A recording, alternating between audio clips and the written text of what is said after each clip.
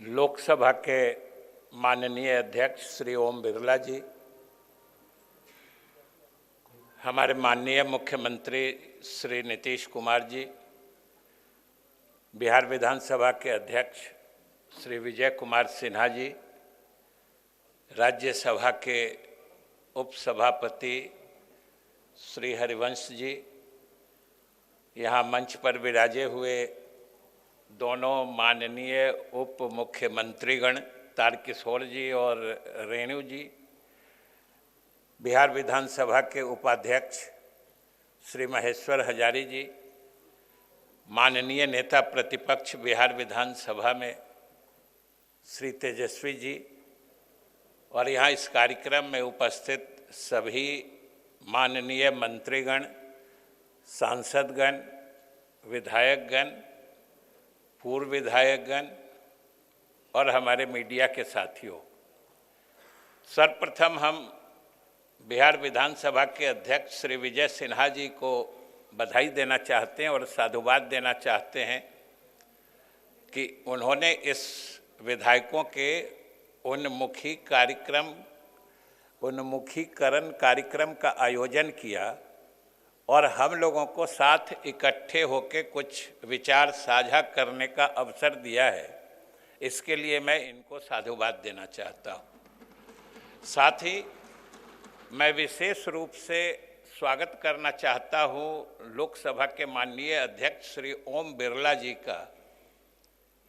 ये संयोग की बात थी कि मैं जब यहाँ बिहार विधानसभा का अध्यक्ष हुआ करता था, उसी बीच में श्री ओम बिरला जी लोकसभा के अध्यक्ष चुने गए थे और लगभग 1.5-2 वर्षों तक इनके साथ काम करने का बड़ा ही सकारात्मक अनुभव हुआ था। इसलिए आज बिहार की धरती पर हम इनका स्वागत करते हैं। वैसे इनको आमंत्रित हमने उसी समय किया था कि आप बिहार चलिए, लेकिन 2 वर्ष बाद ये पूरा कर रहे हैं।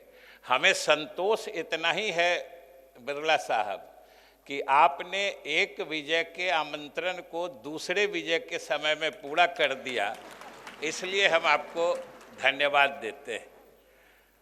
ये कार्यक्रम बड़ा प्रासंगिक होता है उन्मुखीकरण का, क्योंकि इसकी आवश्यकता इसलिए भी होती है कि विधायकों के जो कर्तव्य और दायित्व होते हैं, उनके सफलतापूर्वक निर्वहन के लिए उनमें क्षमता संवर्धन का काम जो जानकार और विशेषज्ञ लोग होते हैं उनके द्वारा किया जाता है। और सही मायने में बड़ा ही ये उन्मुखीकरण का कार्यक्रम उपयोगी होता है और इसकी प्रासंगिकता इसलिए और अधिक बढ़ जाती है कि हम सभी विधायिका के सदस्य हैं, जनता के प्रतिनिधि होने के नाते। और आप सब गौर करेंगे तो समाज में चारों तरफ से निगाहें हमारी ओर लगी रहती हैं और हमारे एक एक आचरण की संवीक्षा और अनुवीक्षा लगातार की जाती है और तरह तरह के दिशा से चारों तरफ से हमारे आचरण की समीक्षा की जाती है। जनता तो मालिक ही होती है, जिसके दरबार में हम 5 साल में जाते हैं इम्तिहान देने के लिए। उसके बाद हमारे मीडिया के साथी होते हैं जो हमारे आचरण का लगातार छिद्रान्वेषी विश्लेषण करते रहते हैं। फिर दूसरी तरफ अधिकारी तंत्र भी होता है जो हमको आपको तौलते रहते हैं और सबसे ऊपर तो न्यायपालिका होती ही है जो हमारी तरफ उंगली उठाने का कोई मौका नहीं गंवाती है। जब मौका मिलता है हमारे तरफ उंगलियां उठाई जाती है। तो हम तो लेकिन माननीय अध्यक्ष महोदय से यही अनुरोध करेंगे कि विधायिका की भी अपनी मर्यादा होती है। और हमने तो जब उस समय सुमित्रा जी लोकसभा अध्यक्ष हुआ करती थी उनसे भी अनुरोध किया था, और हमने बिरला साहब से भी अनुरोध किया था, विशेष रूप से जब लखनऊ में सीपीए इंडिया रीजन की बैठक हुई थी और देहरादून में all India presiding officers conference हुआ था, उसमें भी हमने अनुरोध किया था। वैसे इनके साथ मेरा अनुभव, हम लोग साथ जब युगांडा यानी कंपाला में सीपीए की बैठक में गए थे, उस समय संयोग ऐसा था कि उस कॉन्फ्रेंस का थीम सब्जेक्ट जो होता है, मूल विषय रखा गया था जलवायु परिवर्तन और उसमें विधायिका की भूमिका। और मैं बिहार के विधानसभा का अध्यक्ष होने के नाते गौरवान्वित महसूस कर रहा था, क्योंकि कुछ ही दिन पहले इसी सेंट्रल हॉल में बिरला साहब हम लोगों ने 7-8 घंटे का बिहार विधानमंडल के दोनों सदनों के सभी माननीय सदस्य, माननीय मुख्यमंत्री जी के नेतृत्व में सरकार के सभी मंत्रीगण और उच्चाधिकारीगण के साथ विमर्श करके बिहार में जल जीवन हरियाली की कार्यक्रम एकजुटता से शुरुआत हुई थी।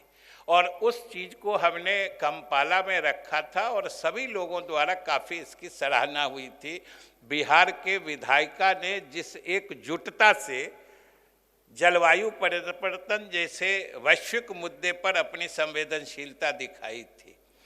महोदय, हमें सिर्फ इतना ही निवेदन करना है कि कभी कभी हमारे गरिमा या हमारी प्रतिष्ठा जब आहत होती है, उस समय चूंकि आप संसद ही नहीं देश के सभी विधायिका के अभिरक्षक हैं, कस्टोडियन हैं, तो हम लोग तो आपसे अर्ज करेंगे कि आप पिछले कुछ ही दिनों में देखें कैसी कैसी टिप्पणियां हमारे कार्यशैली पर कर दी जाती है।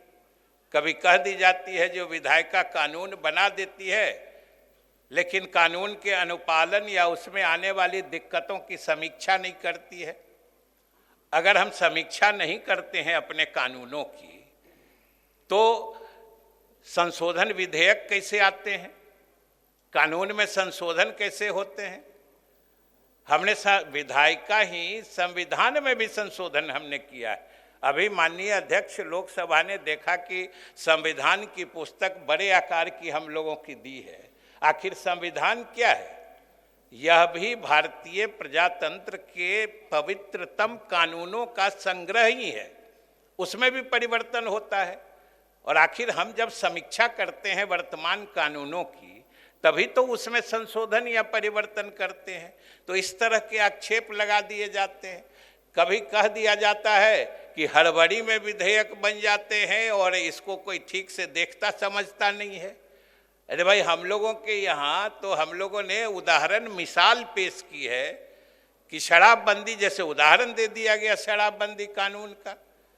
हमारे संविधान में लिखा है कि ये राज्य के नीति निर्देशक तत्व होंगे कि सरकार राज्य में कोई भी मद्य सेवन या जो पेय पदार्थ स्वास्थ्य के लिए हानिकारक है उसका प्रतिषेध करेगी। गांधी जी नशा मुक्त समाज चाहते थे और बिहार की विधायिका ने इसमें एकजुट होकर, महोदय मैं उस समय अध्यक्ष था, उस समय का माहौल विधानसभा का देखने लायक था, लेकिन उसके बारे में ढीली टिप्पणी कर दी गई कि भाई इसको बिना सोच के बना दिया गया। तो ये महोदय, हम लोगों के क्रियाकलाप पर इस तरह की उंगलियां उठती हैं तो उसके तो अभिरक्षक आप ही हैं। और हम समझते हैं कि पूरे देश की विधायिका इस माने में आपके साथ, आपके पीछे खड़ी रहेगी।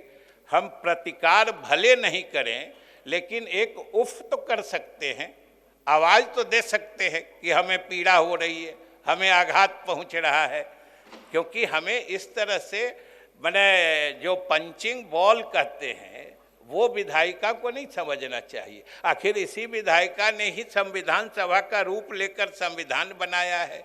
इसलिए हम यही आपसे आग्रह करेंगे कि थोड़ी संवेदनशीलता, क्योंकि आप पूरे देश के विधायिका के अभिरक्षक हैं आप दिखाएंगे तो निश्चित रूप से विधायिका की मर्यादा और गरिमा बचेगी। और अंत में फिर से बिहार विधानसभा के अध्यक्ष जी को धन्यवाद देते हुए और माननीय अध्यक्ष लोकसभा के प्रति आभार प्रकट करते हुए मैं अपनी बात समाप्त करता हूं। धन्यवाद।